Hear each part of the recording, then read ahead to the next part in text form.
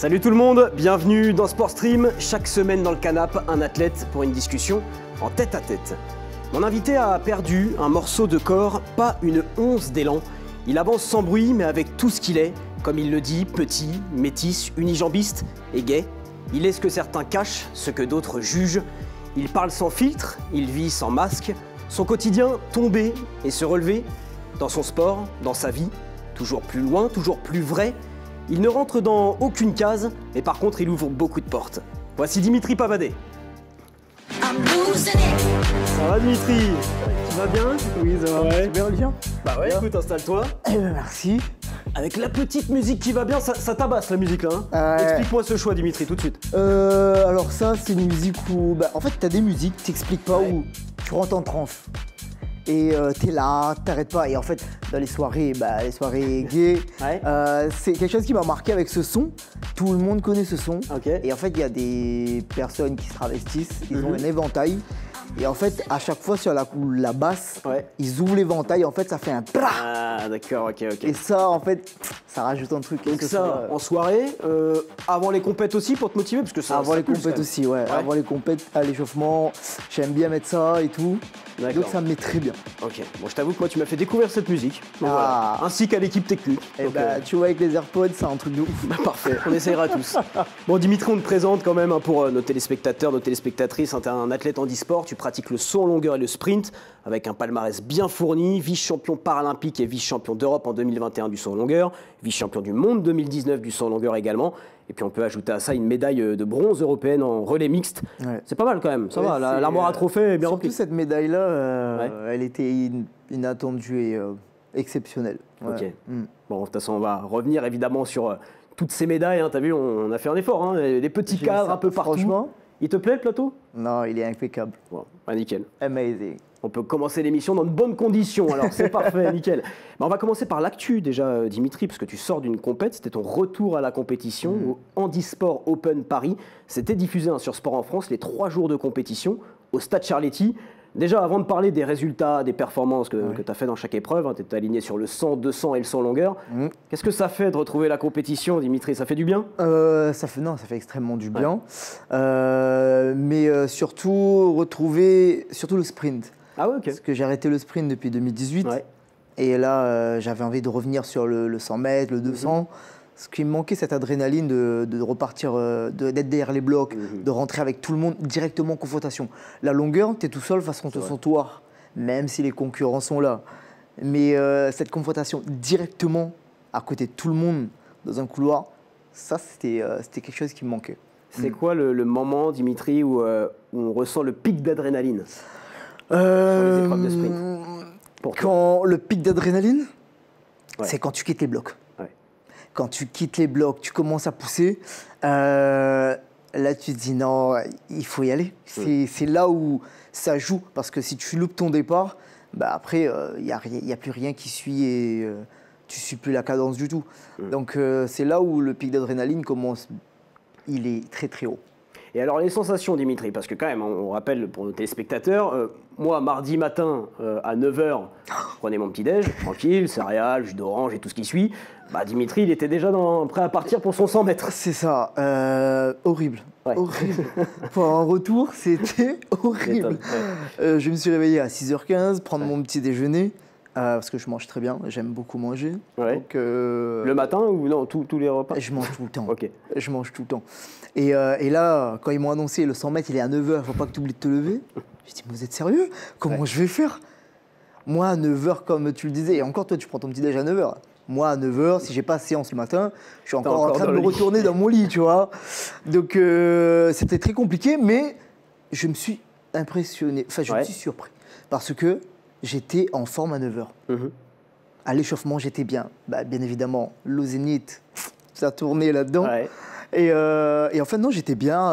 Je suis sorti des blocs très bien. J'ai fait un 100 mètres à peu près bien pour un retour. Et franchement, non, le petit 100 mètres, il m'allait bien. Bon, bah, écoute, on rappelle tes résultats. Tu fais deuxième du 100 mètres de la finale B, tu fais quatrième du 200 mètres, et puis premier de la longueur. Ouais, c'est ça. Un 6 mètres 90. 90, malheureusement. Voilà. Ouais, justement, j'allais te demander comment tu juges tes performances là, sur ce retour à la compétition. Ben, le 100 mètres, alors voilà, je me suis régalé. Franchement, je me suis régalé. C'est très bien parce que ça fait que 2 mois qu'on a mis en place quelques trucs pour le sprint, parce que je reviens sur le sprint. J'ai évolué très vite, j'ai repris des petites habitudes. Donc, il y a pas mal de choses qui ont été acquises, mais voilà, encore dans l'évolution. Et donc, j'ai kiffé mon 100 mètres. La longueur, je suis arrivé en fin de journée, j'étais bien. Ouais. Je suis derrière les blocs. Et là, gros coup de mou. Ouais. Je me dis, je suis fatigué. Déjà, je suis pas parti. Qu'est-ce que je fais là? Je me suis dit, j'ai pas envie. Ouais. Je suis rentré dans les blocs. Et en fait, j'ai poussé comme je pouvais, avec la force que j'avais. Et je me suis laissé aller, je me suis remémoré un peu les séances que j'avais faites auparavant. Et en fait, voilà, je suis sorti du virage, j'étais un peu dans le mal, mais ce mal-là, j'ai commencé à remettre les séances que j'avais en tête. Donc, j'ai commencé à rester placé. Et à la fin, j'en pouvais plus. Mais je me suis efforcé à rester placé. Parce qu'il faut être beau quand tu cours. Il faut être beau. C'est important. Et je me suis efforcé à rester placé, j'ai fini ma course. Donc nickel, j'ai kiffé mon 200. On a le temps de penser dans des courses de sprint. Ouais. On en parlait un peu off. Moi, j'ai fait un peu de demi-fond. Là, tu as le temps de penser. Pour le coup, tu as le temps même de trop penser. Est-ce que sur un 100 mètres, un 200 mètres, ton esprit est encore connecté ou tu es carrément ailleurs et tu penses plus à rien? Non, moi je pense. Ouais. J'arrive à penser. Peut-être sur un 400 un peu plus. Sur le demi-fond, tu as le temps de rêver. Ouais. Mais sur mon 200, ouais. Sur le 100 mètres, non. Okay. Sur le 100 mètres, non, t'as pas le temps de penser. C'est prêt et partez, bam, tu cours, tu réfléchis à rien. Sur le 200, sortie virage, voilà, déjà à l'entrée virage, tu es en train de te dire, vas-y, relance. Tu as le temps de penser. Et là, tu es placé, vas-y, place, reste comme ça. Et je parle à moi-même. D'accord. Voilà. Et la longueur, là, j'étais. t'as le temps aussi. T'as le temps aussi. Oui, là, t'as beaucoup de temps. Pas forcément parce que là, la longueur, on n'était que 3 concurrents. Donc, pas beaucoup de temps de récup. Mon corps, il était fatigué de la veille un peu. J'ai mon genou qui me faisait mal depuis 2 semaines avec les grosses séances que j'ai accumulées auparavant. Donc, j'ai géré comme je pouvais la douleur au genou. Je voulais faire quelque chose. Il fallait minima pour aller au championnat du monde. Mais malheureusement, quand le corps, il dit « je peux plus », ouais. Toi, tu vas. Donc, j'y allais. Je m'efforçais à faire quelque chose de bien. Ouais. Mais le corps, il dit stop, je peux pas, quoi. Je peux pas. Je peux On va pas aller au-delà de ça. Dimitri, là, d'avoir les images, on l'a diffusé là, en Disport Open Paris. Est-ce que tu peux nous décrypter un peu tes différents sauts? Alors, là, je poussais, j'essayais de placer à ce moment-là. Et en fait, arrivé à la planche, des fois, cette planche-là, j'ai quelque chose avec elle. Et j'ai un souvenir avec la planche. Même si ce n'est pas avec cette lame, je me suis fait les ligaments croisés avant le championnat du monde 2023 sur ma prothèse. C'était une première internationale. Et en fait, là, j'ai acquis une vitesse et une force que je ne maîtrise pas encore, arrivé sur la planche. Et en fait, je trouve que j'arrivais trop vite. Donc, je mettais un coup de frein. Et en fait, à la longueur, tu ne mets pas de frein. Tu arrives, tu prends la planche avec la vitesse que tu as et tu t'envoles. Et là, j'avais cette appréhension de peut-être glisser sur la planche, d'arriver trop fort et de mordre. Or on n'arrive jamais trop fort. Tu arrives comme tu arrives. Et la vitesse, c'est fait pour ça, de prendre la planche et de partir le plus loin possible. Et c'est ce qui est arrivé. Donc, je mettais des coups de frein ou au départ, je poussais. Mais après, je laissais trop la prothèse faire au moment de placer avant de remettre du rythme et repartir. Donc, en fait, j'ai resté dans un confort où je contrôlais. Or que non, là, il faut y aller. Donc, c'est ce qui m'a coûté un peu. Et en plus, je réfléchissais beaucoup à cette sensation que j'avais, à cette gêne à mon genou, ce qui n'aide pas non plus. Ouais. T'as un peu trop pensé, quoi, pour le coup, là, sur cette compète de longueur. J'étais pas du tout à l'aise. Donc, voilà, j'ai fait ce que je pouvais à la longueur. Et déception. Déception parce que je passe pas 7 mètres. Or que... C'est ta marque repère un peu. Quand tu passes 7 mètres, tu sais que... Pour tous les sauteurs, quand tu passes 7 mètres et au-delà de 7,20, quand tu fais moins de 7 mètres, c'est catastrophique. Ouais. C'est catastrophique. Est-ce que parce que là, tu nous parles de déception. Bon, voilà, tu l'as dit aussi, c'était ton retour à la compétition dans un état de fatigue extrême avec les entraînements qui s'enchaînent, les grosses séances. Est-ce que malgré tout, cette première place, tu la prends quand même et tu te dis que bon, c'est le départ de bonnes choses à suivre ou... Ben, en fait, c'est fou parce que je m'en fous de la première place. Ouais. C'est la performance qui compte. Moi, je venais pour faire ça. Tant de mètres. Et c'était minimum quoi ton... 7 mètres 40. 7 mètres 40, ah oui. Si je fais 7 mètres 40, c'était bien. Donc là, 6,90 hein, sur la longueur. C'est catastrophique. C'est décevant. C'est vraiment décevant. T'as tendance à être dur avec toi-même, à être très athlètes, perfectionniste, je pense que tous les athlètes de haut niveau, on est intransigeant là-dessus et on est on s'inflige beaucoup de restrictions, enfin de buts à atteindre très loin. Et même si on connaît que notre corps aujourd'hui n'est pas prêt pour ça, on a ça à atteindre. Et vu que les championnats du monde c'est en septembre, pour moi j'ai pas beaucoup de temps, on n'a pas beaucoup de compétitions dans le monde du paralympisme. Et je me devais de faire au moins les minima pour aller au championnat du monde, donc 7,49 m. Et j'étais très loin de ça. Donc voilà, je sais qu'après, comme on le dit souvent, il suffit d'un saut. Exactement. Il suffit d'un saut. Aujourd'hui, je ne suis pas prêt. Là, je vais recommencer des entraînements. Je vais me soigner dès demain. Déjà, je vais recommencer des entraînements différemment. Je vais beaucoup plus écouter mon corps et mon coach aussi. Et je vais arriver sur une compète en forme. Et ça va le faire. Il suffit d'un saut. Eh ben voilà, il suffit d'un saut. Nous, on va se permettre de faire un petit saut de côté aussi pour parler d'autre chose que la compétition. Parce qu'en marge des compètes, il y a eu aussi un forum emploi qui a été organisé pour favoriser l'insertion professionnelle des personnes en situation de handicap. EDF était présent, ton partenaire, avec plusieurs postes à pourvoir au sein du groupe.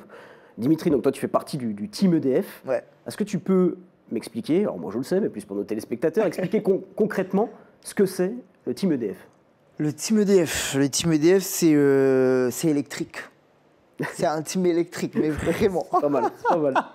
Non, vraiment, c'est un team où ça explose dans tous les côtés. C'est une mixité, c'est un mélange d'athlètes olympiques et paralympiques. On a, dans ce team-là, on est 26 athlètes, je crois. 12 paralympiques, 14 valides, 11 femmes, 15 hommes.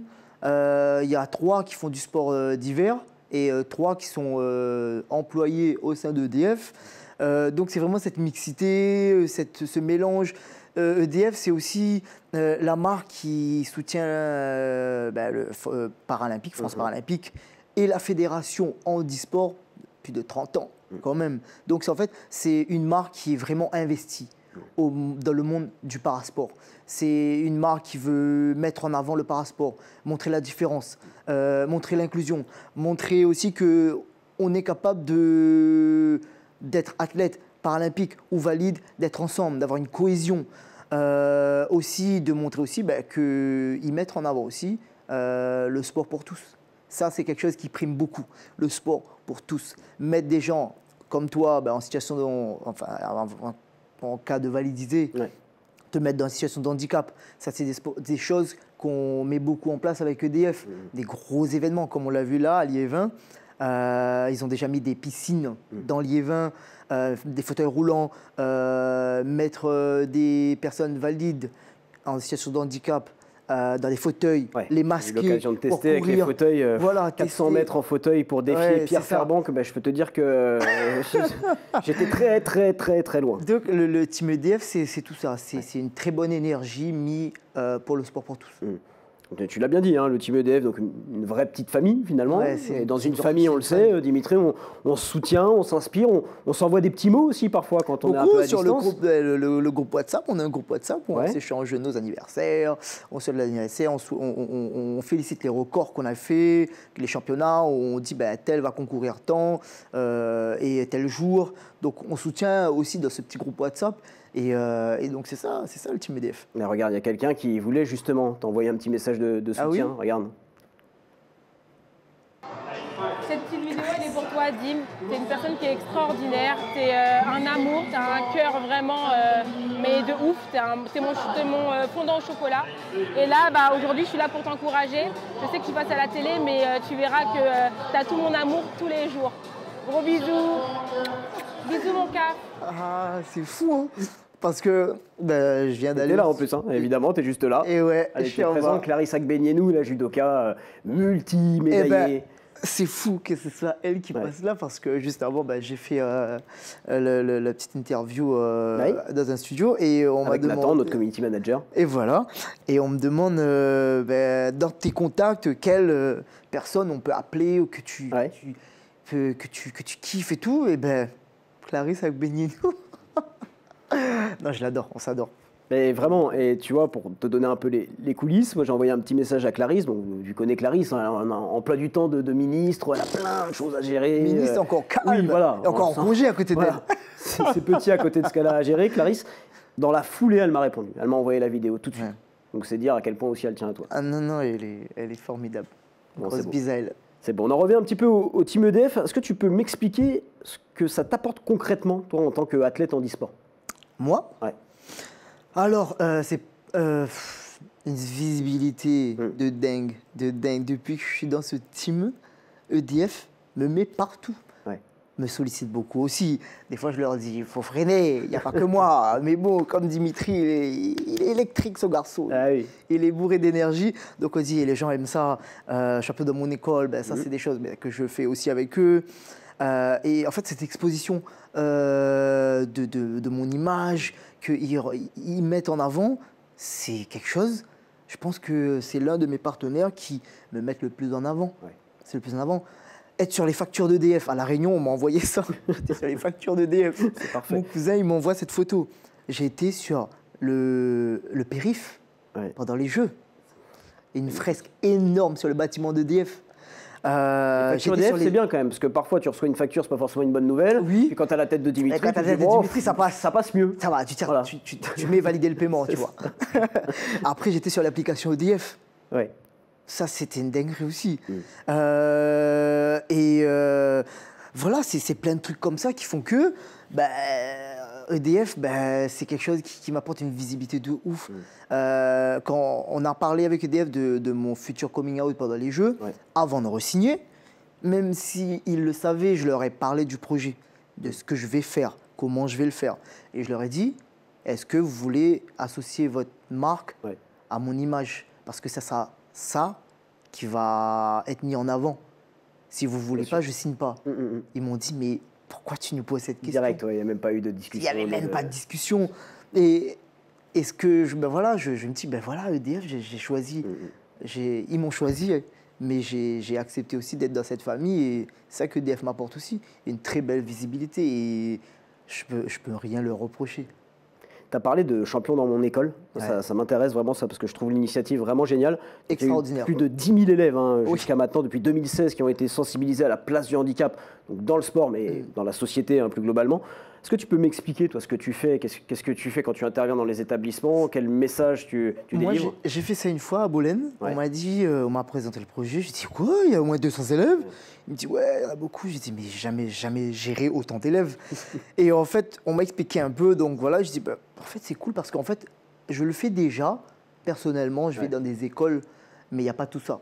Et là, c'était un gros format. Et donc, quand je suis arrivé là-bas, en fait, je vais à l'encontre de ces élèves pour leur parler de mon parcours, de mon accident, d'où je suis parti, de montrer ce que je fais, ce que j'ai réalisé, où je vais.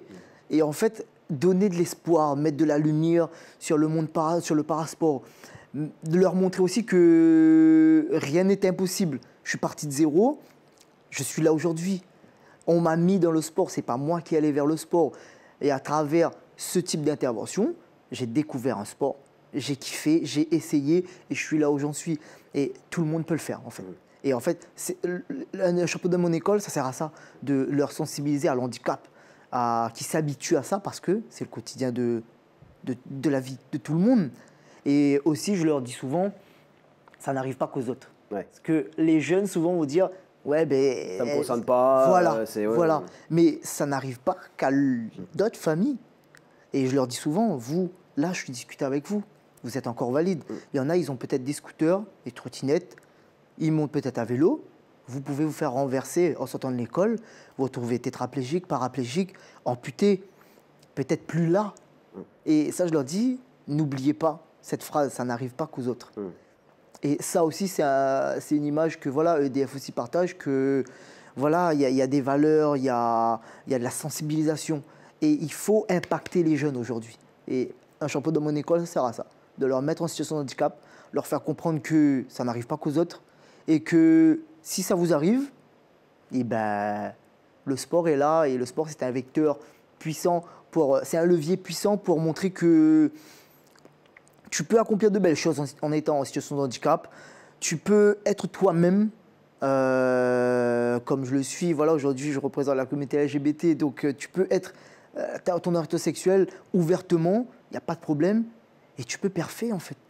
Et EDF est là pour montrer tout ça. Les champions dans mon école, c'est fait pour tout ça. Pour montrer que rien n'est impossible et que tu peux dépasser tes limites, que tu peux être qui tu es et faire du sport, et que ça crée des liens. Et quand le lien il est créé, le courant passe. Et quand le courant passe, tout le monde est rentré tout le monde rentre dans la danse et tout le monde se met au sport. Exactement. Et c'est hyper important de l'inculquer dès l'enfance, dès le plus jeune âge. Ça. Enfant, tu l'as été aussi. Hein. Alors, tout le monde l'a été. Encore jeune, mais enfant. Hein. Comment il était le Dimitri enfant, justement gamin, ado, il était plein de dynamisme comme ça, très différent? Il était très très perturbant. Très perturbateur, parce que dans les classes, c'était quelque chose où j'aimais bien mettre l'ambiance aussi, j'aimais créer l'ambiance. Ouais. Donc j'étais une tempête, on va dire. Et quand je disais à ma mère, aujourd'hui, je disais, j'aurais aimé avoir un jumeau quand même. Hein. Et elle me dit, quoi? Déjà, toi seul, t'étais la tempête. Un jumeau, je dis, mais oui, mais dans un jumeau, il y a toujours un qui est plus calme que l'autre. Oui, c'est vrai, puis ça peut tempérer l'autre. Et on me dit, et si t'étais le plus calme, et lui, il était le plus... je dis, bon, voilà. Non, Dimitri Petit, c'était... non, j'étais très, très dynamique, pareil. En fait, j'étais la même personne, avec une jambe, mais il n'y a rien qui a changé. D'accord. Toujours été à l'affront, toujours... parce que voilà, on m'a toujours... traité de petit poussé à l'école, petit nain. Déjà, un nain, il est petit, tu peux pas mettre petit devant.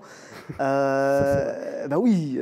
Et donc j'ai toujours été comme ça. D'accord. Ouais. Toujours comme ça. À dire franchement les choses, ça me plaît, ça me plaît, ça me plaît pas, ça me plaît pas. Et alors, ok. Et ma soeur m'a appris aussi. Et ça aussi, ça a été quelque chose où du jour au lendemain, ça a énervé beaucoup de gens. Quand on te dit quelque chose, tu le regardes, tu réponds pas et tu tournes le dos et tu pars. C'est la meilleure des réactions. Oui. Et ça, quand j'ai fait ça une fois, je me suis régalé. On va parler un peu, évidemment, Dimitri, de ce qui t'est arrivé. Je replace un peu le contexte. Tu avais 18 ans. 18 ans. On est le 23 décembre. 2007. Ta vie va basculer. Hein. Ce jour-là, tu es victime d'un grave accident de travail. Est-ce que tu peux nous l'expliquer avec tes mots, tout simplement, ce qui s'est passé réellement? C'était une routine normale. Ouais. Comme je le disais, ça n'arrive pas qu'aux autres. Et en fait, je me levais, donc voilà, je prends mon scoot, je vais à la boulangerie d'à côté du quartier, je prends ma viennoiserie, mon café, je pars au travail. Et là, au travail, on prend la petite navette, on va sur les quais. C'était quoi le travail? Je travaillais en tant que docker, manutentionnaire sur les quais, devant les bateaux. Et donc, je commence mon travail et tout. J'étais en binôme avec un gars qui travaillait en chariot élévateur de 18 tonnes. Donc, qui soulève les conteneurs, les grosses palettes. Et qui, je ne sais pas si vous connaissez, on appelle ça des big bacs. C'est des gros sacs blancs avec des grosses lances remplies de sable ou du charbon ou des cailloux. Et en fait, moi, j'étais en binôme avec un gars qui conduisait le chariot élévateur. Donc mon rôle à moi, c'était quand la grue du bateau posait les big bacs par terre, je levais la lance. Donc je détachais le crochet, je levais la lance. Et en fait, lui, il arrivait, il enfourchait, il soulevait et il mettait sur la plateforme d'un camion. Et en fait, on s'est retiré parce que la grue ne fonctionnait plus. On s'est mis à l'écart. On a discuté et quand je tourne la tête, je vois que la grue recommence. Donc je lui dis, on doit repartir à notre poste. Et quand je repars sur l'arrière de son chariot élévateur, il a démarré l'engin et il laissait tourner. Et en fait, je me suis dit, il attend que je parte. Mais avant, je devais laisser les camions passer avant de traverser. Et en fait, il ne m'a pas regardé, en fait. Il a appuyé sur l'accélérateur. Et comme c'est les roues arrière qui braquent, c'était braqué vers moi. Et en fait, l'arrière est parti. Et le temps qu'il redresse, donc l'arrière m'a percuté. Il y a une roue qui a pris ma jambe droite et je suis resté dessous. Et donc, ça a commencé comme ça. Donc, et là, il a refait marche arrière. Malheureusement, on lui a dit de stopper, d'attendre. On va soulever son chariot élévateur, on va me retirer. Il n'a pas attendu. Donc c'est là où, quand il a refait marche arrière, donc j'ai vu ma jambe au sol. Tu sais tout de suite que Je savais de suite que j'allais perdre ma jambe. Parce que je voyais tout ce qui était, le pantalon était déchiré, donc je voyais l'os, les chairs et tout. Donc, et avec la poussière qui était sur le sol, bien évidemment, je me suis dit, c'est impossible que j'allais récupérer ma jambe. Et la suite, pour toi, les jours, les semaines qui ont suivi? La suite, c'était hospitalisation. Je suis resté 1 semaine en soins intensifs. Je croyais que je suis resté 1 mois. Tellement, la gangrène, je ne sais pas si vous connaissez un peu, tu connais un peu. La gangrène, c'est quand la chair pourrit, tu ne sens plus ta jambe et tu as des sensations de membre fantôme qui est, tu sens que ton orteil ou ton pied bouge, ou tu sens encore le sang qui coule, mais il n'y a plus de sang, il n'y a plus de réaction, il n'y a plus de nerfs en fait. Et c'est ça le membre fantôme, c'est cette sensation où tu as encore ton membre. Et en fait, avec la gangrène, donc la chair qui pourrissait, j'avais la température du corps qui montait. Pendant 1 semaine, j'étais au moins à 38, 31, et je suis monté même à 42. On m'a mis des glaçons dans mon lit pour rebaisser la tension. Et donc après 1 semaine, je suis passé en vasculaire. Vasculaire, on m'a amputé des orteils. Donc là, c'était en janvier 2008. Et en février 2008, on m'a amputé tibial. Donc appareillé après en juin 2008, fin août, début septembre 2008, je suis sorti de l'hôpital, rééducation. Je pouvais marcher, nickel. Je suis resté 2 mois et demi à l'hôpital. Et là, j'ai commencé à travailler un peu en carrosserie, peinture, dans mon quartier, avec mon pote qui fait du tuning. Et j'ai fait une formation de technicien, j'ai fait une formation d'employé libre service. Et j'ai travaillé 2 ans en caisse. Et donc très vite, en fait, après, tu es reparti j'ai repris dans la vie, le cours de la vie. Physiquement, évidemment, ça a dû être dur, mais mentalement, comment tu l'as vécu? Quand j'ai vu ma jambe écrasée au sol, parce qu'il faut savoir que j'ai arraché ma jambe au sol, qui faisait déjà 28 degrés. À La Réunion, j'ai vu ma jambe, j'ai arraché ma jambe au sol, j'ai essayé de me remettre debout, mais manque de force. Et tout de suite, j'ai su que j'allais perdre ma jambe.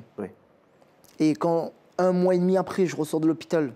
Déjà, quand on m'a mis la première prothèse provisoire à la rééducation, je suis sorti de mon fauteuil roulant, j'ai fait 5 pas. Et sans déambulateur, sans kiné, sans rien. Et je me suis dit, si je fais ça, la suite, elle va être facile. Et en fait, dans ma tête, tout était programmé pour la suite, que j'ai une vie normale et reprendre une vie normale. Ouais, ce qui est beau, c'est que je pense que beaucoup de personnes pourraient vivre ça comme un deuil. Toi, j'ai l'impression que tu l'as plus vécu comme une renaissance. Une renaissance, carrément.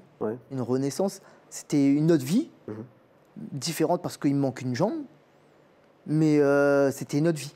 Je savais que j'allais revivre une autre vie avec beaucoup d'adaptations, avec des difficultés. Bien sûr.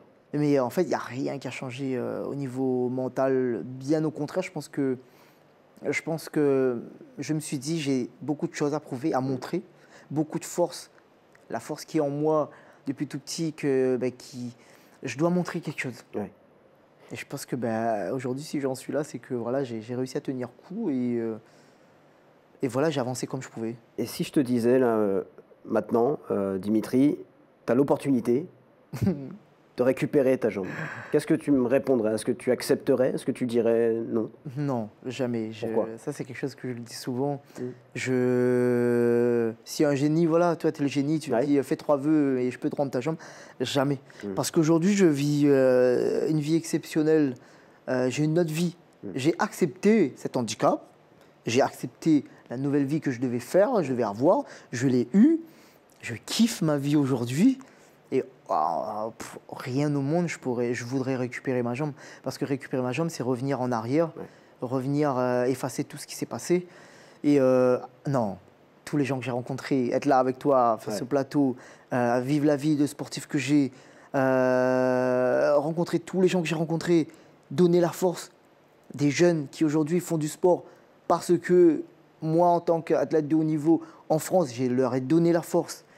Aujourd'hui, le savoir-faire de fabriquer une prothèse, parce que je suis technicien orthoprothésiste, j'aurais déjà jamais quitté La Réunion sans cet accident. Vraiment. J'avais jamais l'idée de dire je vais aller en métropole, faire des trucs, voyager. Non, pour moi, c'était être docker, avoir beaucoup de sous, avoir une grosse maison, bien m'habiller, et c'est tout. C'est pour ça que le terme renaissance, il est vraiment adapté. En fait. Non, je ne peux pas revenir en arrière. C'est impossible. Impossible. Il y a trop de choses qui s'est passées dans ma vie aujourd'hui en étant en situation de handicap. J'ai vécu trop de choses pour dire que retour en arrière, c'est possible. Non. Et alors le sport, l'athlétisme, le handisport, comment ça arrivé? Je crois que toi, tu as pratiqué un peu d'athlétisme Avant, oui, en étant valide au collège. Voilà. J'ai fait un peu du long. Très rapidement. Eh ben, j'ai fait du long. Ah, j'ai fait du cross voilà. collège. Et t'as aimé, je suppose, t'as kiffé? Ouais, parce que j'étais tout le temps dans les top 5 et j'étais souvent sur le podium au cross collège. Ouais. Et donc j'ai kiffé. J'ai fait de l'athlète, j'ai fait de la vitesse aussi. Mais voilà, j'étais petit, il n'y avait que des grands, donc j'étais souvent derrière en vitesse, donc j'ai lâché l'affaire. Je suis allé au foot. D'accord. Ouais. Donc voilà, j'ai touché un peu à tout. Mais arrivé à l'athlétisme, en fait, l'athlé est arrivé à moi via une personne qui m'a mis dans l'athlé. Quand j'ai quitté La Réunion pour faire la formation de technicien orthoprothésiste en Dordogne, j'ai fait mon premier stage en entreprise. Réunion Dordogne, ça a dû faire un petit choc. C'était très compliqué. Ouais. Je prends l'avion, déjà au mois de janvier 2014, il faisait 27 degrés le soir, à 10h, 27, 26. J'arrive à Paris, on annonce moins 4. Oui, voilà. J'étais pas prêt. Et j'arrive en Dordogne, ma soeur m'a ramené, ça je me souviens toujours, on fait cette petite route, c'était la Dordogne mais perdue. On fait la route, tu connais un peu les films d'horreur où tu traverses les bois, où il fait noir, le brouillard. C'est la Dordogne. Voilà, et tu arrives à un village, il n'y a rien, il n'y a pas une ligne de bus. Il y a un Vival, un salon de coiffure et un PMU. Et là tu te dis pourquoi je suis venu là? Pourquoi? Mais bon, je me suis dit que 17 mois, je tout ferai payer, c'est la MDPH qui paye, c'est une formation de 17 mois au lieu de 2 ou 3 ans. Écoute, tu es là pour apprendre, avoir un métier, supporte ces 17 mois, mais en sachant que tous les week-ends, tu peux partir à Paris. Et donc tous les week-ends, j'allais à Paris. Et en fait, pour revenir à ce sport qui est venu à moi, pendant cette formation, donc je fais mon premier stage en entreprise à Gentilly en 2015, janvier 2015. Et là, il y a un monsieur et une dame qui rentrent dans cette entreprise pour souhaiter la bonne année aux employés. Mais bien sapé. Et je me demande, mais c'est qui? Et là, on me dit, c'est le big boss, c'est le PDG de la boîte. Et là, il vient vers moi, il me dit, bonjour, Alain Montéan, Patricia Montéan, ma femme. Et je suis le directeur de cette boîte. Les employés m'ont dit que tu travaillais super bien, tu venais de La Réunion, tu es solaire, et que peut-être qu'il faudrait t'embaucher. Mais au-delà de ça, je veux voir qui tu es. Et donc, on se parle et tout. Il me dit, mais je vois que tu es très musclé, parce que je faisais que de la muscu. Ouais. Quand je suis sorti de la rééducation, mes cousins m'ont mis dans la muscu. Or, j'ai détesté la muscu. Et après, quand tu vois ton corps se transformer, voilà. Enfin, je sais pas, mais. Ah, tu sais pas ce que c'est transformé? Disons que. Mets-toi à la muscu. Pour l'instant, je suis pas encore très. Et donc, en fait, ça te plaît. Et en fait, je faisais que de la muscu auparavant. Et il me dit, je vois que tu es très musclé, sous ta blouse. Tu fais du sport? Je lui dis, je fais que de la muscu, mais apparemment, la salle, c'est pas un sport. Et il me dit, mais tu fais rien d'autre? Je dis, non. Il me dit, et on m'a dit que tu étais amputé, tu étais dans ce centre de formation qui est pour les personnes handicapées. Je peux voir ta prothèse? Et là, je lève mon jean. Il me dit, c'est impressionnant quand même. Je dis, vous travaillez dedans, c'est impressionnant une prothèse. Il me dit, non, mais toi, tu es impressionnant. Tu es petit sur pattes, tu es amputé, tu es très solide. Tu peux marcher pour voir comment tu marches? Donc, je fais quelques démarches. Ouais. Et il me dit, tu peux sauter? Et là, je saute sur l'établi. Qu'est-ce que j'ai pas fait? Il me dit, OK. Il me dit, écoute, je crois que tu es exceptionnel. Wow. Je lui dis, pourquoi? Il me dit, il y a quelque chose à faire avec toi. Ça te dit de courir? Est-ce que tu as envie de faire de l'athlétisme, faire un sport? Je lui dis, écoutez, avant de venir en France, en métropole, Ossur est venu à La Réunion. Ossur, c'est les fabricants des prothèses. D'accord. Okay. Et en fait, ils sont venus pour montrer aux personnes de La Réunion, aux patients, de découvrir une lame de course. C'est une lame où tu recommences à courir, à redécouvrir des sensations. Et il s'avère que j'étais le seul patient sur une quinzaine à pouvoir utiliser la prothèse au bout de 15 minutes. Wow. Ils m'ont mis la prothèse, 15 minutes après, j'étais dehors en train de courir. Et aussi, c'est hallucinant en disant, attends, mais c'est quoi? Et aussi, on dit, c'est quoi ce gars? Ouais. On veut le sponsoriser, on le veut dans notre team Ossur. Et quand ma prothésiste m'a dit ça, il m'a dit, bon, on a eu un truc. Ossur a dit, il veut te sponsoriser, donc ça veut dire qu'ils vont te prendre tout en charge, les voyages, les compétitions, tu vas être rémunéré. Mais toi, tu as décidé de faire ta formation d'orthoprothésiste, donc maintenant, c'est toi qui choisis. Et j'ai dit non à Ossur, parce que je voulais une formation, un diplôme, travailler aussi tes arrières. Voilà, travailler et après on voit le sport après. Ouais. Et ce monsieur, quand je lui ai dit ça, il me dit, t'es vraiment exceptionnel. Il me dit, écoute, j'ai quelque chose à te proposer. Viens faire ton deuxième stage à Toulouse. Donc le mois de juillet, apparemment, tu as ton stage en prothèse. Si mon équipe trouve que tu travailles bien, tu t'intègres bien, Ouais. eh bien écoute, moi je te propose, je te signe un CDI, je te donne un travail, je te trouve un club d'athlétisme, je te donne une lame pour commencer à courir et on voit ce que tu vaux sur la piste, mais à une condition. Si tu travailles mal et que tu es bon sur le sport, on rompt le contrat. C'est le travail avant tout et le sport en extra. Je dis ok, je suis prêt. On s'est serré la main. Il est reparti, il me dit, la semaine prochaine, il n'est pas là. Je lui paye un billet d'avion, il descend à Toulouse pour rencontrer ses futurs ses futurs collègues. Magnifique. Et là, en fait, ben, le juillet, je suis parti à Toulouse faire mon stage en prothèse. On a validé mon travail. En octobre 2015, je signe mon CDI dans l'entreprise La Garrigue à Toulouse, le siège. Et janvier 2015, je commence l'athlétisme. Oh. Et là, Ah ouais, je fais donc 100 vraiment mètres. une rencontre hyper marquante C'est qui la t'a permis rencontre. C'est la d'avoir ce rencontre. parcours. Et janvier 2016, ben, je commence l'athlé, donc 100 mètres, 200, Ouais. soit en longueur, soit en hauteur, javelot. Wow. Et tout, voilà. tout de suite, tu sens que, Et ben, que tu peux faire justement des choses exceptionnelles. moi j'ai tout fait, ouais. J'ai dit à mon ancien coach, c'était un décathlonien. Ouais. Et donc il m'a dit, ben, on essaiera tout, on voit dans quoi tu es, bon, et voilà. Et là il me dit au mois de mars, bon, ben, il y a le HOP de Paris Oui. à Charletti au mois de juin. Dans le sport Donc Open Paris. on t'inscrit sur tout, tu veux faire quoi? Je dis, ben, moi sur tout, on s'est entraîné sur tout, mais moi sur tout. Ouais. Et il me dit, mais c'est sur 2 jours, t'as 5 épreuves. Hein. Je dis, mais c'est pas grave, c'est pas grave. Ouais. J'étais pas prêt. J'étais fou. Le garçon, il est instable, il est énergétique de ouf. Ouais. Et j'arrive au hop. Donc je fais le 100 mètres avec une lame de débutant. C'était la lame, la Flex Run. C'est pas la lame qu'on peut voir sur les photos, parce que ça, c'est vraiment une lame de performance. Là, c'était vraiment une lame de débutant, donc une petite lame de découverte qui n'apporte pas de la performance, mais si tu sais l'utiliser, ça marche. Et donc, j'arrive au hop, je fais mon 100 mètres, tac, tac, fini. On dit, bon, ben, il faut aller à la longueur. Je fais la longueur, et là, on me dit, ben, c'est à l'heure de la hauteur. Donc, je vais à la hauteur, je reviens sur la longueur, je fais l'impasse à la Fini longueur. une épreuve qu'il faut déjà aller à une autre. Quoi. De ouf. Et le lendemain, ben, 200 mètres. 200 mètres, on dit, ben, faut lancer le javelot. OK. Et donc, je gère tout ça. Et à la fin du hop, Ouais. je fais médaille d'argent à la hauteur, médaille d'or sur le javelot. Et je rentre à Toulouse avec 2 breloques. Ah, regardez, je suis rentré, non. Et en fait, j'ai commencé l'athlé, ça faisait que 5 mois. Oh, wow. Et là, l'année d'après, ça s'est enchaîné, 2017. Et là, on m'a donné l'opportunité d'avoir une vraie lame de sprint après mon record de France en hauteur. Donc, je prends le record de France en hauteur à 1m64, donc plus grand que moi, Oui, voilà. parce que je fais 1m59. Et en fait, ça s'est enchaîné. Et au mois de juillet, ben, on repart au hop. Ouais. Et au mois de juillet, on m'annonce après le hop que ben, je suis qualifié pour faire les Jeux de la francophonie à Abidjan, pour représenter la France. 2017, c'est ça? 2017. Ouais.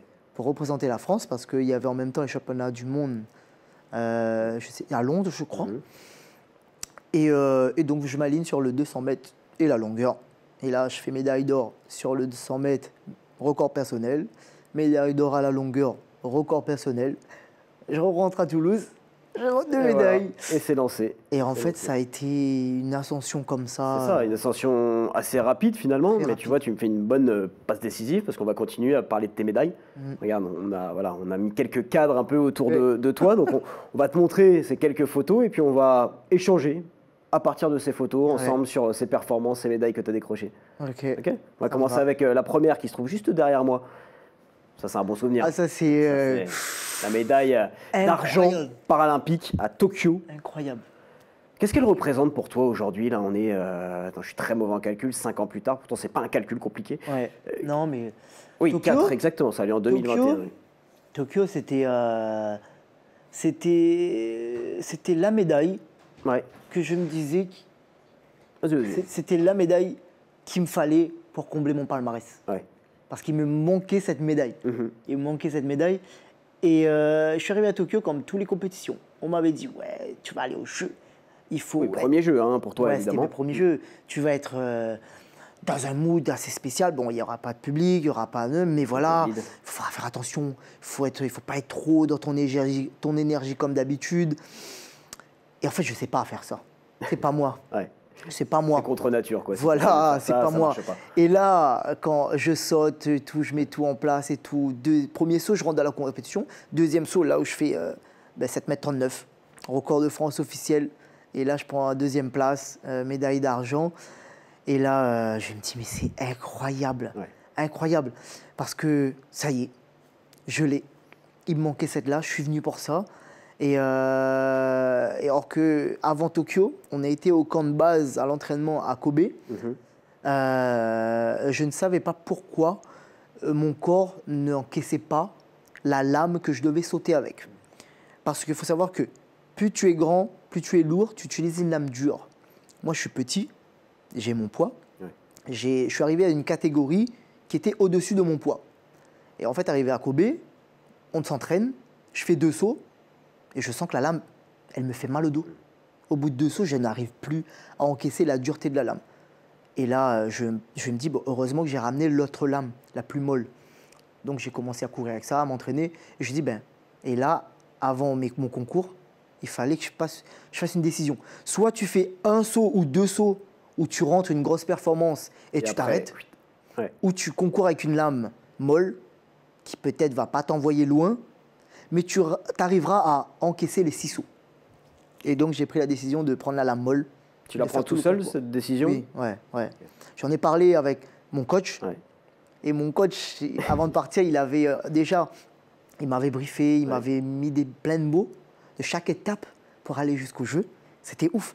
Il m'a mis une grosse enveloppe, il m'a dit, dans chaque enveloppe, tu vas avoir une date pour lire la lettre suivante. Ah ouais, moi j'aurais eu envie de tout ouvrir. Non, mais tu peux pas. Non, tu peux pas.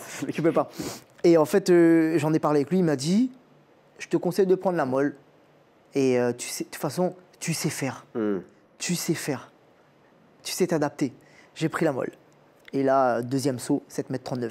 Magnifique. Et une médaille d'argent, juste derrière un extraterrestre, Marcus Rem, l'Allemand. J'aimerais qu'on en parle un petit peu quand même de tous les deux, Dimitri, parce que c'est quand même exceptionnel ce qu'il réalise. Donc là, il avait fait 8,18 m à Tokyo. Il est quadruple champion paralympique. Il a 7 titres mondiaux, un record du monde, 8,72 m.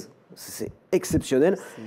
Comment on se sent face à un mec comme lui? Est-ce qu'on se sent écrasé, ou alors est-ce que justement ça te tire vers le haut? Marcus, c'est un concurrent, une connaissance ou un ami. C'est un tout. Parce que Marcus, on s'entend super bien. Je suis admiratif de Marcus, mais vraiment. Donc c'est un gars qui me tire vers le haut. Et quand j'arrive à une compétition, je ne viens pas pour Marcus. Parce que je sais que je ne peux pas. Oui, il est inatteignable. Invincible. Inatteignable, ouais. Il est inatteignable, sauf s'il mord 3 sauts. Ouais. Et bien là, il est en dehors de la compétition, et là, tu peux aller chercher la médaille d'or. Et c'est un modèle pour toi? C'est un peu un moteur, une source d'inspiration? Oui, beaucoup. Et Marcus, moi, voilà, quand je viens sur la compétition, je viens parce que je sais que Marcus, il est là. Voilà, il va me donner du punch, il va me survolter parce que voilà, je vais voir ses sauts, ça va être extraordinaire. C'est beau à voir, c'est très très beau. Qu'est-ce qu'il a de plus que les autres, Marcus Rem? Comment on explique le fait qu'il soit autant dominant dans cette discipline? Il a sa taille, comme je le disais, il a sa taille, il a son poids et il arrive à associer ces deux. Donc il a beaucoup de force. Tu as beaucoup de force, que je te disais. Tu sautes loin parce que tu utilises une lame dure. Donc, c'est comme les perches. Les perchistes. Ils arrivent avec de la vitesse, de la force. Ils ont une perche dure. S'ils arrivent à la plier, elle va renvoyer. Une lame, c'est pareil. Et Marcus, c'est ce qui... Il est prothésiste aussi. Aussi, d'accord, ok. Moi, je suis technicien. Donc, moi, je m'occupe du montage à l'atelier. Marcus, il est technicien et prothésiste. Donc, il peut faire ses moulages, il fait ses réglages. Donc voilà, donc Marcus, il a aussi toutes ses capacités. Donc s'il met tout ça, il combine tout ça, il explose. Oui, et puis juste, on le précise quand même pour les téléspectateurs, pour que les gens se rendent bien compte. Donc 8,72 m, le record du monde paralympique, le record du monde valide. C'est 8,95 m. Voilà, exactement. Il est pas loin. Mike Powell, donc c'est quand même dingue. Il est pas loin. Et Marcus, 3e record all-time, on me dit dans l'oreillette. C'est fantastique. Non, Marcus, c'est quelque chose. Il a fait même la demande pour les Jeux de Tokyo, de concourir avec les valides, ça a été refusé. Le fait qu'un athlète para-demande de concourir avec des athlètes au lit, est-ce que tu es favorable à ça? Marcus, il a un record à 8,72 m. Tu vois. Aujourd'hui, il n'y a aucun valide. Il n'y a aucun valide pour lui. Et comme on en parlait avec mon coach, en fait, les lames et les valides, c'est deux sports différents. Parce que les valides, vous avez, bon, vous prenez de la vitesse, et arrivez sur la planche, vous êtes obligé de descendre sur l'appui pour pouvoir vous projeter. Nous, avec une lame, on a juste à pistonner, arriver dessus, comme on le dit, arriver dessus, pistonner, pistonner, pistonner, et arriver et se laisser faire. Mais bon, pour se laisser faire, comme je le dis, il faut savoir utiliser la prothèse. C'est pas parce que tu as une prothèse que tu vas sauter loin et tu vas courir vite. Il faut savoir l'utiliser. Donc, c'est pas le même sport. Ouais. Donc, tu penses qu'on n'arrivera jamais à des compétitions, en tout cas par exemple pour la longueur, avec des athlètes en dit, des athlètes valides? Eh ben non, parce que, encore pour mon cas aussi, concrètement, les interclubs. Tu connaissais quoi? Oui, bah, bien sûr. Je crois que beaucoup de personnes connaissent les interclubs. Il y a 2 ans de ça, j'ai concouru à Perpignan avec mon club. Donc, j'étais aligné sur la longueur et le relais 100 mètres.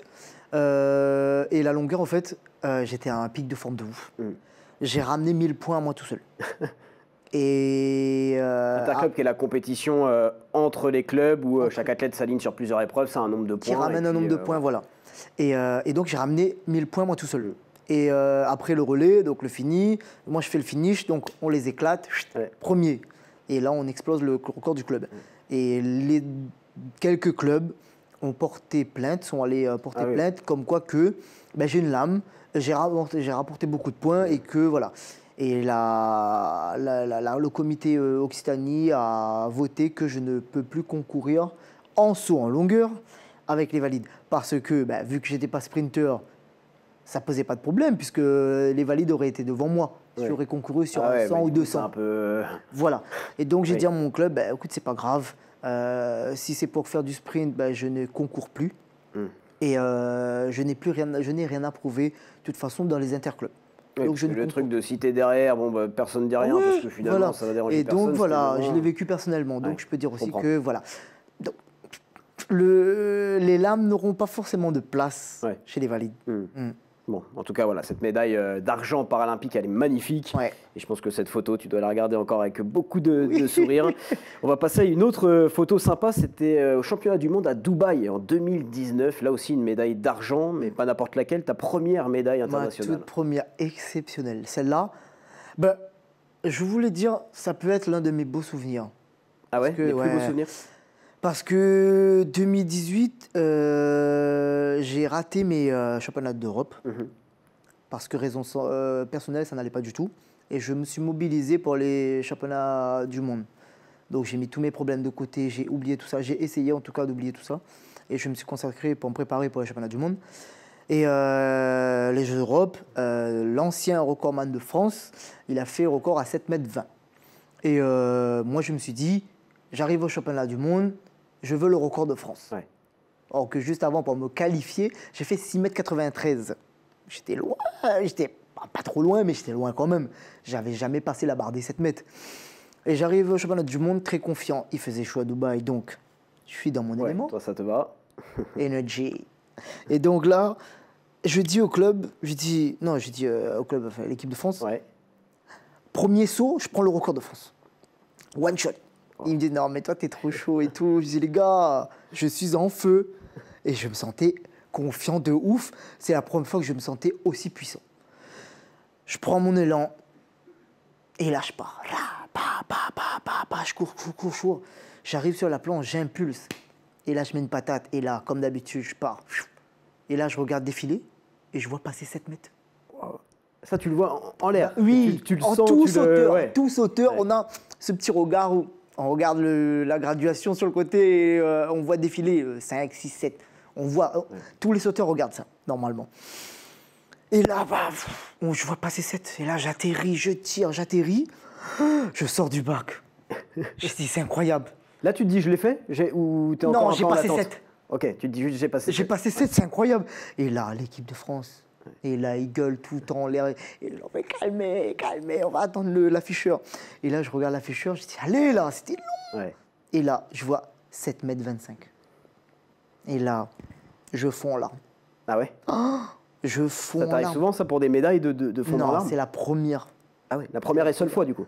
C'est la première, et pour l'instant, la seule fois. Hein, mais parce que ça, c'était du coup avant Tokyo. Tokyo, t'as pleuré ou Non. Ah, donc vraiment, c'est la seule médaille pour laquelle t'as pleuré? Ah ouais, de ouf.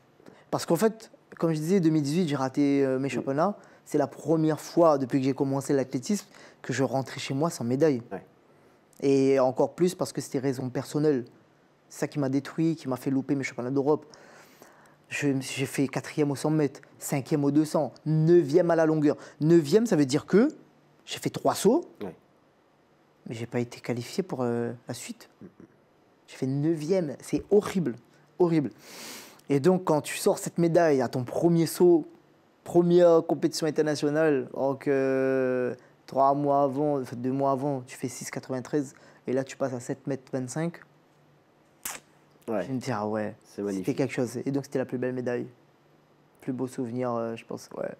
Écoute, on Plus va belle parler émotion. d'un autre souvenir marquant pour toi. On a parlé de la première compétition à Dubaï au championnat du monde en 2019. On va parler de la dernière compétition internationale, les Jeux paralympiques Jeux paralympiques. de Paris, Ouais. à la maison. Tout simplement, là, tu vois, je me suis fait la réflexion la dernière fois. On arrive bientôt à... Ça fait presque 1 an que les Ouais. Jeux s'est terminé. Je trouve ça dingue, c'est passé Ouais. hyper vite. Ah ouais. T'es encore un peu nostalgique de ce moment? Non, du tout. Non? Non, T'as vraiment réussi à passer à autre chose? Oui, ben, le jour au lendemain. Ah, direct. Ouais. T'as même pas eu En une fait, petite période De. bah, tu sais, où t'as Nostalgie. envie, ouais, où t'as envie que ça continue, que Non. le moment se Non, poursuive. non. Non, Je suis assez spécial.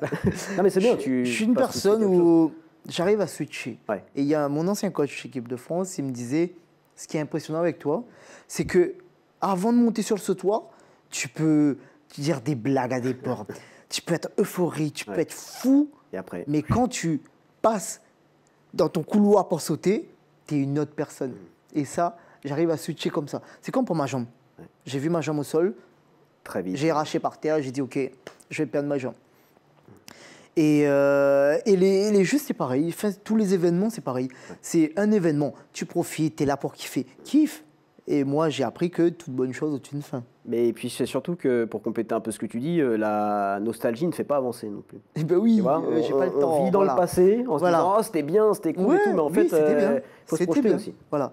Et donc, non, je suis pas du genre à remémorer tout ça. Oui, on se remémore. Ah non, quand on se retrouve. Ouais. Voilà. Voilà, la nostalgie, elle va être là. Tu vas kiffer. Mais je suis pas à vivre dans le passé et de me dire, ouais, mais quand même. Non, j'ai pas le temps. Il y a d'autres choses devant. Il y a des objectifs devant et il faut avancer. On va quand même replacer un peu le contexte de ces Jeux paralympiques, parce que toi, tu arrives après une grave blessure au genou, Très grave. et tout de suite, dès le premier essai du concours de saut en longueur, 7,43 m. C'était le premier ou le Ouais, c'était deuxième? le premier. Ah oui? Premier essai, ouais. Ah ouais. Tu mords tous ceux d'après. Ah oui, ok, Ouais. c'était le premier. Eh ben, écoute, c'est vrai. C'était le premier. C'est vrai. Ah ouais, le mec est vraiment détaché. C'est vrai que c'était le premier. J'aurais pu lui Eh dire ben, 7,70 m. Ah oui, c'est vrai. En fait, ouais, je me suis fait les ligaments croisés en Ouais. 2023, je suis championnat du monde. Et en fait, on m'a dit, écoute, si tu fais bien les choses, l'opération tout de suite, on est dans le bon timing, tu peux. J'ai fait ma rééducation et j'ai pris 4 mois pour me qualifier. Ouais. 4 mois. Donc, avril, j'ai recommencé à sauter. Mais il y a Charletti, il y a une compétition. Juin, juillet, voilà. Et août, les Jeux. Ouais, prépa Voilà. pas optimal. Hein, là. Ouais. Et donc voilà, je me suis qualifié au bout de 4 mois de préparation. Donc tu arrives dans quel état d'esprit? C'est relâché en te disant, bon, bah, de Alors, toute je façon, suis la arrivé- prépa est pas... Je suis arrivé en me disant, écoute, devant, ils sont loin déjà. Il y a 2 Américains qui viennent d'arriver, l'année dernière, ils ont fait médaille. Ah, tu vas arriver pour une 4e place, la place du con. Mais bon, faut que tu aies les épaules pour porter cette place. Et en fait, je suis arrivé dans cette optique-là. Et Vraiment, quand- toi, c'était 4e place, Ah tu oui, te disais ah oui, je pas, pouvais allez, pas. je peux peut-être Ben, essayer je de peux pas grappiller aller un plus podium. loin. Je pouvais pas aller plus loin. Ouais. J'ai fait 7,59 m certes, mais les 2 autres, pour me qualifier, Ouais. j'ai fait 7,59 m, record de France, nouveau record personnel que j'ai explosé. Mais c'était pas suffisant peut-être pour mon... Peut-être, allez, il y aura peut-être une petite bagarre. Mais quand j'ai fait ça, je me suis dit, dans la forme où je suis, arrivé au jeu, normalement, si j'étais pas blessé, c'était 8 mètres pour moi. Ah ouais. Ok. Là, je me suis dit, je fais 7,59 m, tu arrives au jeu, tu fais 7,80 m. Avec 7,80 m, possible que tu montes sur la boîte. Ouais. Mais, il y a toujours un mais. Tout peut arriver dans une compétition. Et je me suis dit, bon, ben, tu vas être 4e. Donc, je suis arrivé pour faire 4e. Et pendant le concours, je fais 7,43 m. Je je suis chaud. Et tellement je suis chaud, je perds ma technique de saut. Je me perds là-dedans. C'est pas que je me perds dans le public. C'est je me perds dans ma technique de saut tellement j'étais survolté. Je voulais trop en mettre. Donc j'ai oublié ma technique de saut. Et je me suis perdu dans ma performance. Donc ça m'a coûté la 4e place pour 6 cm. Ouais, 6 cm. Et 6 cm, ce qui me... Et après, ce qui me réconforte, parce que c'est absurde, c'était pas monté sur la boîte, 6 cm, ce qui me réconforte, c'est parce que l'Américain qui était devant moi, il a déjà sauté très loin. Et ce qui me réconforte, c'est que j'étais en train de me dire, il était en train de se bagarrer avec moi pour 6 cm. Or que j'ai pris 4 mois pour me qualifier. Je reviens d'une grosse blessure. En fait, c'est encourageant, quoi. C'est une médaille encourageante. Voilà. Et donc, je ne me suis pas retrouvé à la place du con, mais à la place de quelqu'un qui mérite d'être là et qui mérite d'avoir performé comme ça devant un public français, tout simplement. Un mot justement sur ce public français. Exceptionnel. C'est incroyable. J'ai failli encore. Ça... Je rentre dans le stade, donc là il y a les caméramans, je rentre et je regarde la caméra pour me présenter et là ça a gueulé. J'ai vibré et il y a les larmes qui sont montées direct et j'ai baissé la tête devant la caméra, je ne pouvais pas regarder la caméra. Je pouvais pas. Et là je lève la tête, je dis allez essaye, c'est un moment vilain. Et je suis rentré et là quand je regarde tout le stade, que des drapeaux, beaucoup de drapeaux de la Réunion, partout. Peut-être qu'il y avait, je vais mentir, mais il y avait peut-être plus de drapeaux de la Réunion que français. C'était exceptionnel. Et là, tu te dis... Au-delà de tes attentes, parce que je suppose que tu t'es peut-être fait un peu des scénarios où tu t'étais dit, bon, le public va être comme ça, comme ci. Est-ce que ça a dépassé tout ce que tu pouvais attendre? Oui. Je me suis préparé à... Voilà, parce qu'il y a beaucoup de gens qui disent on a pris des places pour venir te voir. Entre les sponsors, les amis, la famille qui est venue de La Réunion, les écoles dont j'étais le parrain, un lycée Anne-Vogt à Toulouse, un lycée professionnel qui fait de l'appareillage, des écoles de La Réunion.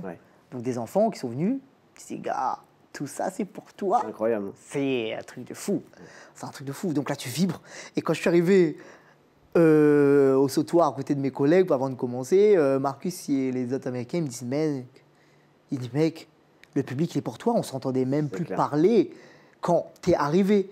Il me dit on a senti vibrer. Il me dit mec, kiffe, c'est ton moment. Et voilà, c'était... Et ça te transcende quand tu as un public comme ça, parce qu'il faut aussi le préciser, dans le handisport, on n'a pas ça. Habitué, vous n'avez pas ça. Ça prend encore du temps. Là, c'était les Jeux, c'était une fête incroyable. Il y a eu un engouement pour les Jeux Olympiques et les Jeux Paralympiques. C'était fantastique. Est-ce que ça te rajoute de la pression ou est-ce que justement ça te transcende? Eh ben, moi j'aime le chaud. J'aime quand ça... Tu t'en nourris. Quand c'est bouillant, quand ça pétille. J'adore ça, tu vois. Et en fait, je prenais ce qu'il y avait à prendre, mais je me suis préparé à ça. Même si j'aime le chaud. Comment? Je sais que... je sais pas. J'ai essayé d'être dans ma bulle et de me dire, c'est comme à l'entraînement parce que sinon tu vas te perdre. Parce que vu que tu es le show, tu vas faire le show pour les autres et tu vas pas faire ton concours. Et en fait, je prenais ce qu'il y avait à prendre, donc j'enflammais le public, je demandais la clap et je me renfermais dans ce que je savais faire. Et au final... Cette capacité que tu parlais, qui est une force de switcher. Oui, voilà. Mais après, voilà, je me suis perdu, pas par rapport au public, mais par rapport à cette énergie que j'avais. Et je me suis perdu à mon saut. Et mais voilà, c'était un public extraordinaire. Jusqu'à aujourd'hui, j'ai encore des messages par rapport à ça. Tu as senti, toi, pendant ces Jeux Paralympiques, une égalité de traitement avec les Jeux Olympiques? Complètement. Pareil. Les gens, ils nous ont dit, on se levait. Avant les Jeux Olympiques, déjà, on se levait, on remettait la télé. Paralympique, on n'attendait que ça. Déjà, quand il y a eu la coupure entre les Jeux Olympiques et les paras, on se disait, mais il faut que ça commence. Il faut que les paras, ça commence, on ne peut plus là. Exactement. Et les gens donnaient toujours ce retour, comme quoi que les Jeux paras, c'était exceptionnel. Les bénévoles, ils nous ont dit même, on vous a préféré vous, parce que déjà, vous voir tous ces handicaps. Parce que les Olympiques, je dis ça souvent, ils se ressemblent tous. Bon, ils sont noirs, ils sont blancs, c'est tout. Ils sont gros, ils sont minces, c'est tout. Ils sont sveltes, mais paras, tout le monde ne se ressemble pas. Bien sûr. Et les gens disaient, c'est exceptionnel parce que vous concourez tous ensemble, vous avez tous le même handicap, mais formés différemment. Et en fait, ils disaient, et ça c'est exceptionnel, vous êtes accessibles. Et les Olympes, non. Donc, ouais, franchement, il y a eu des très bons retombées pour les paras.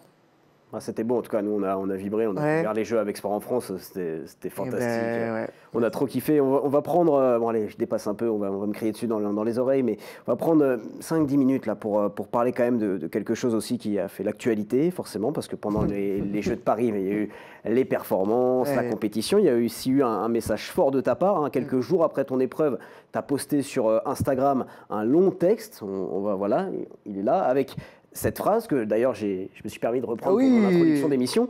Oui, je suis petit, métis, unijambiste et pour en remettre une couche, gay. Alors un coming out sincère, puissant et encore, malheureusement, j'ai envie de dire, un acte de courage en 2025 de faire son coming out.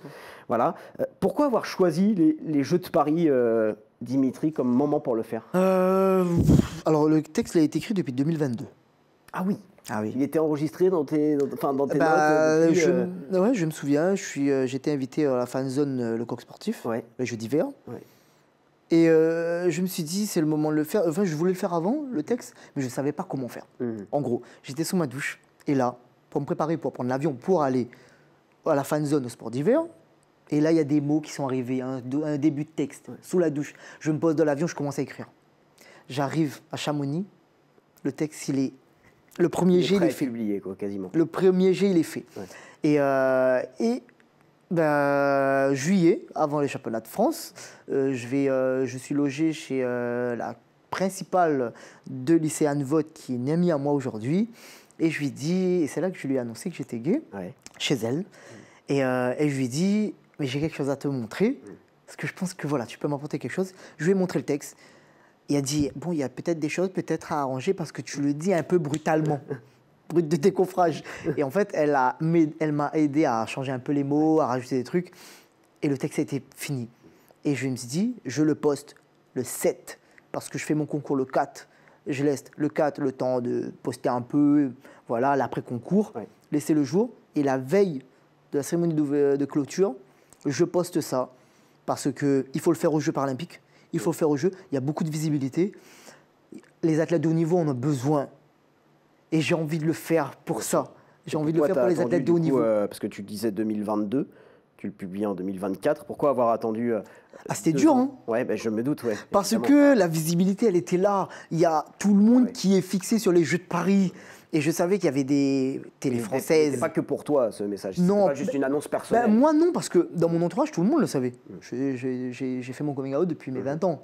Donc, mon travail, l'équipe de France, le club, mes amis, la famille, tout le monde le sait. Mes sponsors, tout le monde le savait. Mais les autres, ce que j'appelle les autres, le grand public, mais les gens qui sont abonnés à moi, les inconnus, ils ne le savaient pas.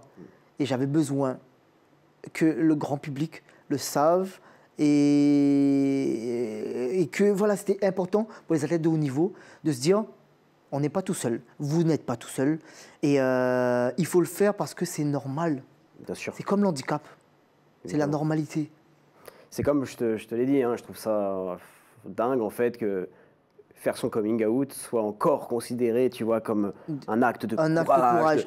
Et jusqu'à aujourd'hui, je reçois encore des messages pour me dire merci, non, c'est courageux. Non, c'est pas courageux. Pour moi, c'est pas courageux. C'est pas courageux.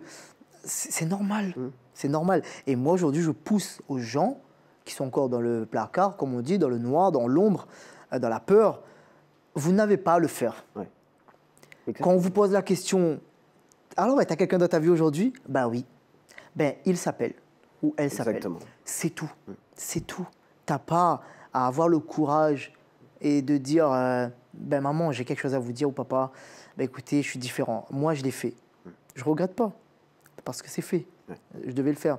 Mais aujourd'hui, on n'a plus à le faire. Il ne faut pas avoir peur d'arriver du jour au lendemain avec un garçon ou une fille à son bras et se dire voilà, je suis comme ça, c'est comme ça et c'est pas autrement.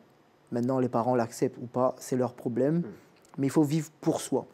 Et c'est ça que je voulais faire passer comme message. En fait, c'est ça, tu expliques bien les choses, c'est qu'en continuant, entre guillemets, à faire des coming out, en fait, on continue à rendre la chose tabou, finalement. Parce qu'on se doit d'annoncer une chose qui est strictement normal. En fait, oui. On ne devrait pas du tout. Ça, on ne choisit pas. Qui ne devrait pas être annoncé. On ne le choisit pas. On le choisit pas. On me pose souvent la question comment tu as su? Je dis quand tu étais en primaire, parce qu'en primaire, tu commences à être amoureux des fois. Hein. Ouais. Pourquoi tu t'es posé la question, C'est ça. j'aime cette fille, et pourquoi tu t'es pas dit, j'aime ce garçon? Parce que au fond de toi, l'attirance a été pour cette fille. Exactement. Et là, ils me disent, ah ouais, c'est vrai, on n'avait pas vu ça comme ça. Bah ouais, j'ai pas choisi, c'est comme ça. Donc et les parents doivent comprendre aussi que ben, c'est normal, ils ont rien fait de mal. C'est juste que c'est comme ça. Bien sûr. Et des fois, je le dis souvent aussi, leur mari, combien on le sait, combien ils quittent leur famille pour Mais aller oui, avec des mais hommes. oui. Ils ont ça en eux, mais ils veulent se faire passer pour un personnage. Je l'ai dit dans mon texte, je ne veux pas jouer un rôle pour le regard des autres. Donc ça, c'est dommage. Ça, c'est dommage. D'essayer de construire une vie pour se fondre dans la société et paraître bien à la société, or que c'est pas nous. Donc la normalité, elle est partout. Il faut que les gens l'acceptent, c'est tout. Mais c'est vrai que c'est encore malheureusement, encore encore une tabou. fois, quelque Ouais. chose de très tabou dans la société, dans le sport de haut niveau, Le sport de haut énormément. niveau. Toi, tu as pu en souffrir ou pas de ça? Pas du tout. Même si tu l'as annoncé très tôt à tout le monde, non, Non. jamais. En souffrir de... Non, non. De critiques, de Non, pas du moqueries, tout. tu vois, on sait qu'il y a encore énormément d'homophobie Non, pas dans du la tout. société. Ben, non. Alors, peut-être que c'est aussi qui fait ma force. Et je déteste les homophobes. Et si je tombe Oui. sur... J'ai failli me battre une fois Ouais. à Bordeaux. J'étais avec mes amis qui se travestissaient avant, donc sortaient de soirée. Et j'ai failli me battre avec 5 gars parce que j'étais derrière le groupe, donc j'arrivais. Et ils les ont traités de trans, de sale pédé, nanana. Et je leur ai dit, mais c'est quoi votre problème? Et en fait, j'ai failli me battre avec eux. Et aujourd'hui, non, j'ai jamais eu d'agression et je pense que je vais tenir tête. Ouais. Et je pense que je le dis souvent, ma mère le sait, j'ai mauvais colère. Et je le dis souvent, il suffit d'une prothèse, moi je ne vais pas freiner mon coup de pied. Hein. S'ils veulent s'en prendre à moi, il y en a au moins un qui va rester au sol avec moi. Au moins un. Et ça, je pense que c'est ça qui me tient, qui fait que voilà, aujourd'hui, je prône beaucoup pour ça, pour défendre cette communauté. Et il faut que les gens comprennent que c'est normal. C'est normal. Évidemment. Et tu as reçu des messages après ce texte de personnes que étaient dans tes abonnés ou que tu connaissais pas, qui t'ont dit, grâce à ce que tu as dit, ça m'a permis, moi, de franchir le cap et d'en parler, Eh et de ben, m'assumer pleinement. C'est ça. Oui, c'est vrai. Ouais. Sur mon ami à La Réunion et un ami à moi, ils m'ont envoyé un snap avec une capture d'écran d'un journal ou des annonces Facebook. Il y a 3 personnes qui sont fait leur coming out publiquement sur les réseaux. Il y a une femme qui m'a écrit personnellement pour me dire qu'elle a des enfants, elle a un mari, mais ça fait un petit moment qu'elle fréquente une fille et que grâce à moi, elle vit sa vie aujourd'hui, elle a su prendre les choses en main et s'assumer. Et encore des messages comme ça et c'est ouf parce qu'en fait, je voulais toucher les athlètes de haut niveau et en fait, c'est les personnes lambda qui ont été le plus touchées par ça et qui ont fait de leur vie quelque chose de nouveau par rapport à ça. Et on le dit à l'INSEP aussi, par exemple, aujourd'hui à l'INSEP, je crois, je suis le seul gars encore actif, athlète de haut niveau, qui s'assume homosexuel. Il y a des filles, mais à l'INSEP, je m'entraîne à l'INSEP aujourd'hui. Oui, bien sûr. Je suis le seul. Mais j'allais te poser la question, alors sans citer de nom ou quoi qu'est-ce, mais est-ce que tu connais des athlètes de haut niveau? Non. Non, je connais pas. Masculin? Ouais. Non, je ne connais pas. Ils ont encore peur de s'assumer non, pleinement. Je n'en connais pas. Non. Non. Ok. Donc, je ne sais pas. Ouais. Mais c'est vrai que c'est quelque chose qui, comme tu le dis, devrait être normal. Et j'ai beaucoup aimé la formule que tu emploies dans ton texte en disant je suis petit, métis, unijambiste. Et pour en remettre une couche gay, en fait, tu rigoles des étiquettes que les gens adorent quand j'ai coller. écrit ce texte, quand j'ai mis ça, pour commencer, j'ai rigolé. J'ai dit mais non, je dois mettre ça. Ah oui, c'est génial. Je dois mettre ça. C'est tellement beaucoup de choses, beaucoup de cases que je suis en train de cocher que je dis non, il faut que je l'écrive. Ouais. C'est obligé. Et tu vois, c'est comme je le disais en intro, parce que finalement, quand tu l'écris comme ça, on se dit, oh là là, oui, il coche beaucoup de cases. Mais en fait, non, je pense que tu rentres dans aucune case, mais tu ouvres beaucoup de portes. C'est ça, en fait. J'ai kiffé ça. J'ouvre beaucoup de portes. Eh bien, c'est pour ça qu'aujourd'hui, je suis là, je crois. Je suis dans des grosses marques, avec des grosses marques qui veulent travailler avec moi, qui veulent moi de leur team. Et c'est top. Je fais peut-être un peu allusion, mais j'ai demandé, par exemple, à Le Coq Sportif de me faire 2 paires de chaussettes pour faire ce teaser. Donc je faisais une paire pour concourir avec et une autre paire pour le lendemain au cas où il y avait des plateaux télé. Et donc effectivement, ça a marché. C'est des choses que j'ai programmées. Mon travail qui fabrique les prothèses, je leur ai dit, faites-moi un sac où je vais arriver sur la piste, floqué avec ma marque de fabrique, donc mon seau, je suis comme ça, en coloris LGBT, avec le logo de la marque en dessous. Et ils étaient friands de ça, ils ont dit non mais il faut. Ouais, c'est génial finalement parce que tu vois, on peut s'attendre à que certaines marques soient réticentes ou tu vois, même moi je pensais que tu aurais reçu quelques messages aussi de haine ou perte d'abonnés ou des choses comme ça parce que c'est encore une réalité malheureusement. Perte d'abonnés, en fait j'ai réfléchi à tout ça et comme je suis un gars, je m'en fous de tout. Je fais pas le sport pour l'argent, je fais pas le sport pour les abonnés. Et je fais juste pour montrer que en étant en situation de handicap, tu arrives à performer et c'est tout. Et que tu es capable. Et en fait, je m'en foutais de perdre des abonnés. Ma famille m'aime. Et comme je l'ai dit dans mon post, ma famille m'aime. Mes amis m'aiment. Les autres, je m'en fous. Oui, puis en fait, c'est ça. C'est petit, métis, unijambiste, gay, on s'en fout. Enfin, on s'en fout, c'est ce que t'es, mais t'es Dimitri. Ouais, c'est ça. Avant d'être ça, je suis Dimitri. Exactement. Et il faut mettre les choses dans le bon sens. Et comme je le dis souvent aussi, avant d'aimer un sexe, tu t'aimes une personne. Exactement. Exactement. En tout cas, c'est très inspirant. Tu es très inspirant. Merci. Donc, je te remercie, Dimitri, merci parce que franchement, je pourrais parler encore des heures avec toi. Juste très rapidement, là, les prochaines échéances pour toi. Le mois prochain, il y a des meetings à Paris, en France, là. Donc, faire la qualification, donc au-delà de 7,49 m pour me qualifier pour les championnats du monde. Et direction préparée pour LA. Magnifique, magnifique. Bon, en tout cas, on va suivre ça de très près. Merci à Sport en France. Bah ouais. J'allais le dire, merci beaucoup et c'était vraiment un plaisir de partager ce moment. Bah écoute, également, c'était partagé et je me suis régalé encore une fois. Donc merci beaucoup Dimitri, je te souhaite une très très bonne continuation. Merci beaucoup. Et puis j'ai remercié tous les téléspectateurs et téléspectatrices et puis toute l'équipe en régie, Julien Perronnet à l'édition, Paul Lebret au son et puis François Caudal à la réalisation. Merci à toutes et à tous, on se retrouve dès la semaine prochaine sur Sport Stream avec une invitée de prestige, Andy Miem. Ouais, la basketteuse, l'ancienne basketteuse désormais, qui a joué en équipe de France très longtemps. Voilà, on va se régaler. Allez, passez une excellente soirée. Bye.